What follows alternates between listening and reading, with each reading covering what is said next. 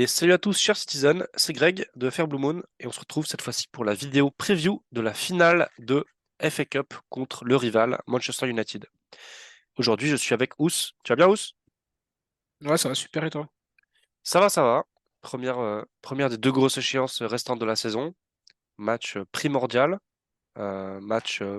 Deuxième étape plutôt du triplé, du treble. Donc, match à ne surtout pas prendre à la légère. Euh, Tu le vois comment, toi? Je le vois comment? Je le vois tendu, je le vois. Je... En fait, plus le temps il passe, je sais pas ce que j'ai, plus le temps passe, plus j'ai l'impression qu'on va. Plus j'ai peur qu'on va se foirer en fait. Je le sens un peu tendu, je sais qu'ils vont jouer leur vie en fait, parce que leur legacy en dépend. Donc le legacy de leur club, le legacy de la ville de Manchester, etc. Donc ça va être très très très tendu. Je pense limite ça va être. L'adversité va être au niveau de la finale de Champions League, tu vois. Je parle même pas au Ah niveau bah, de l'adversaire en mode truc, mais la façon dont de ils vont se toute donner, je façon, de pense, toute façon, c'est une finale, c'est hein. leur finale de Champions League à eux. Bah ouais. C'est une finale, il n'y a pas de secret. Bon, on reparlera un petit peu des enjeux en fin de vidéo, plus tard dans la vidéo. Déjà, on va commencer par parler des absents. Déjà, bonne nouvelle du côté de City. D'après Pep Guardiola, il n'y a pas vraiment d'absents pour ce match. Tout le monde est plus ou moins en forme. On sait qu'il y avait quelques inquiétudes, peut-être qu'ils ont juste été mis au chaud, gardés au chaud en attendant les deux finales, mais il y avait quelques inquiétudes, pardon, sur quelques joueurs comme Diaz, Grealish, peut-être même De Bruyne, Akanji, etc. Mais ils sont tous revenus à l'entraînement et Pep a dit qu'apparemment, ils seraient prêts. Donc ça, c'est du côté de City. Du côté de United, il y a des absences quand même majeures. On parle, donc aux dernières nouvelles, Anthony et Martial, d'après Ten Hag, ne seraient pas titulaires pour la finale ou même pas disponibles tout court. Anthony et Martial. Anthony Il et y a Martial Lisandro précise, hein, Martinez. parce que Oui, Anthony et Martial, oui. Anthony le Oui, Brésilien, tout à fait. c'est Et vrai. en défense centrale, la recrue de l'été dernier, Lisandro Martinez, qui est absent depuis quelques temps maintenant.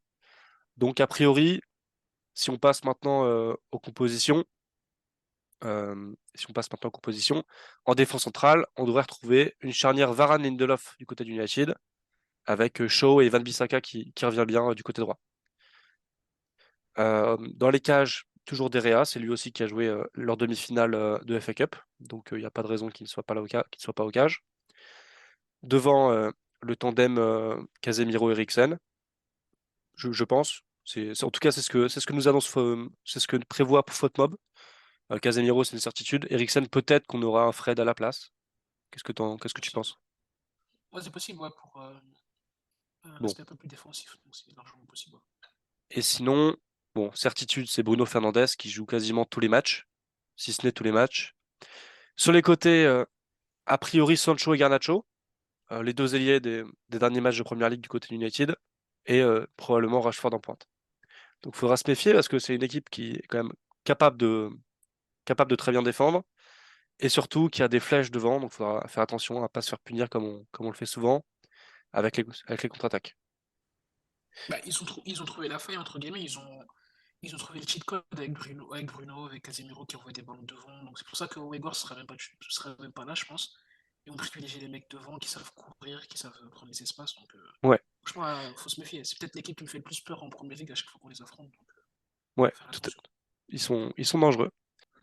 Ok, et pour passer du côté de la composition de City, alors au cage, bon, sur Footmob, ils annonçaient Ederson, mais a priori, et même Pep l'a annoncé en conférence de presse, ce sera bien Stéphane Ortega au cage.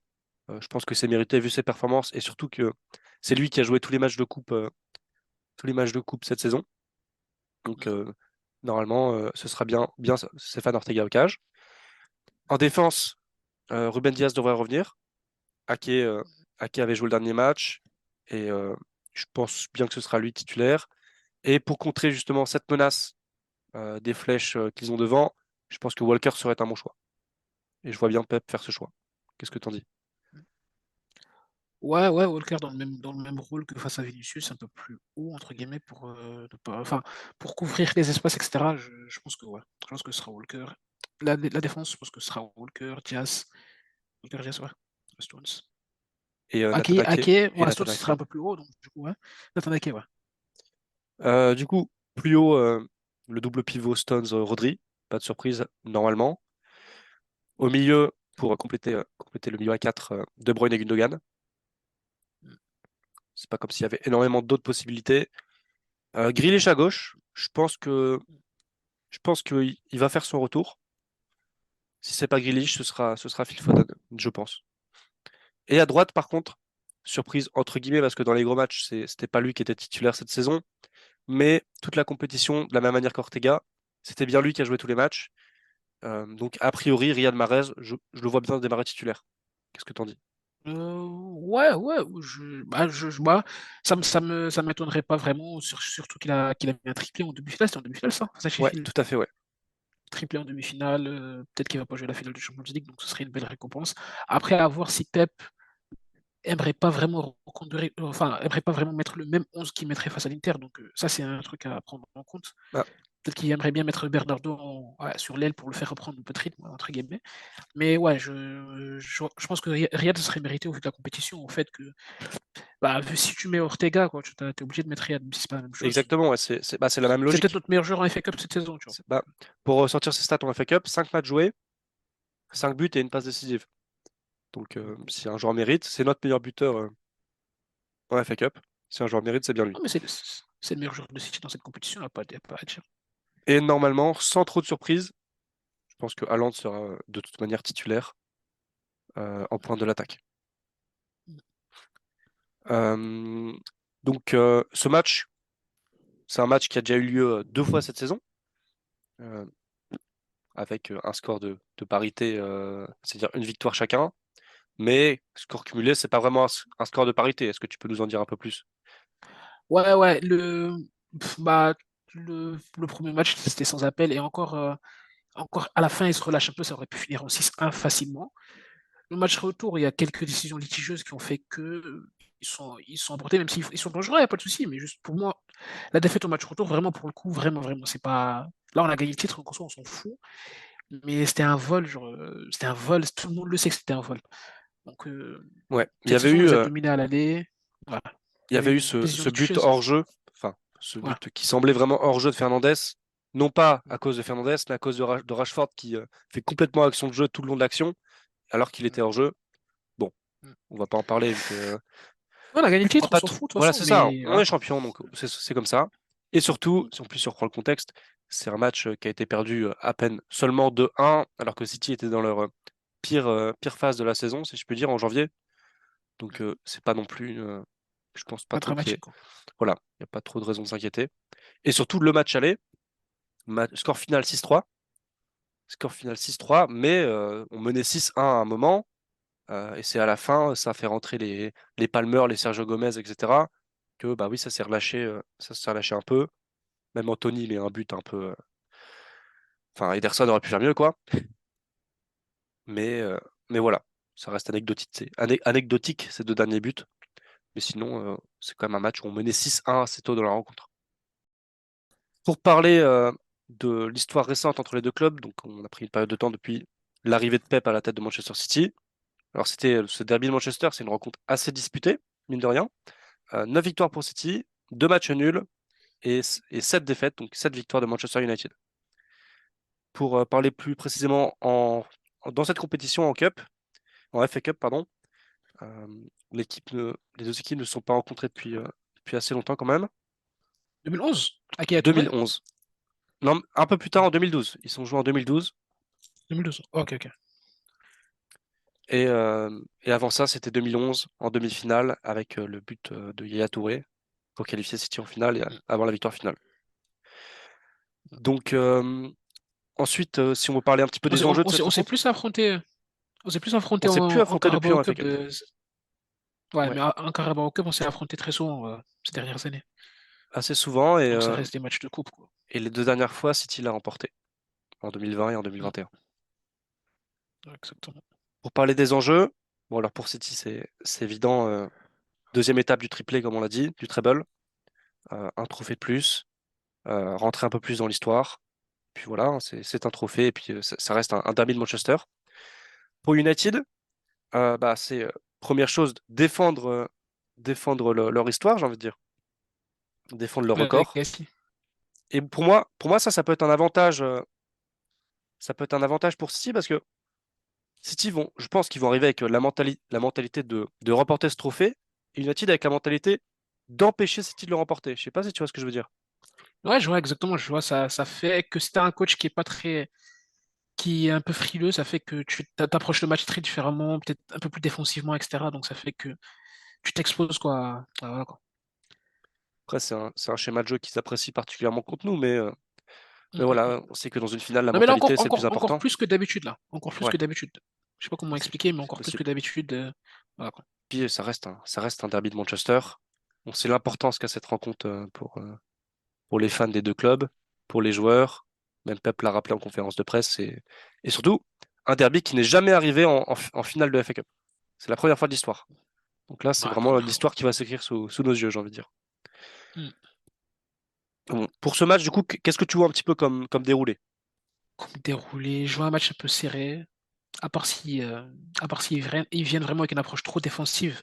Dans ce cas, je pense qu'ils se feraient manger. Sinon, je vois un match un peu serré. Je vois quand même City l'emporter. Je vois un match très serré. Je les vois nous inquiéter un peu. Donc, je vois peut-être une victoire de City. Allez, je vais mouiller un peu. Je verrai 2-1 peut-être pour City. Ouais, j'aurais Un j'aurais but de prédit la même Haaland, un but chose. de Rodri. J'aurais prédit But la de même Rodri chose. peut-être. Mm. Surtout s'il joue très Un match un peu défensif, discuté. on sait qu'on a des joueurs qui ont une belle qualité de frappe. Un petit De Bruyne. C'est ça. De Bruyne, Rodri, ouais. Et donc tu vois pas ce match aller en prolongation? Non, je pense que ça va se finir. Je pense que le match, à un moment donné, il y aura un 1-1 et City va marquer deux buts victorieux, peut-être avant la fin, mais je ne le vois pas aller en prolongation. Ok. Bon, 2-1. si ce T'as match le même venait aller aux pronostic? prolongations, pardon, mon pronostic, c'est à peu près la même chose. Je vois bien une victoire de 1 aussi de City. Mm, Ça mm, va pas mm. être un match. Je pense pas qu'il va pleuvoir des buts. Je Non. pense que United vont jouer de manière assez pragmatique, si j'ose dire. Mm.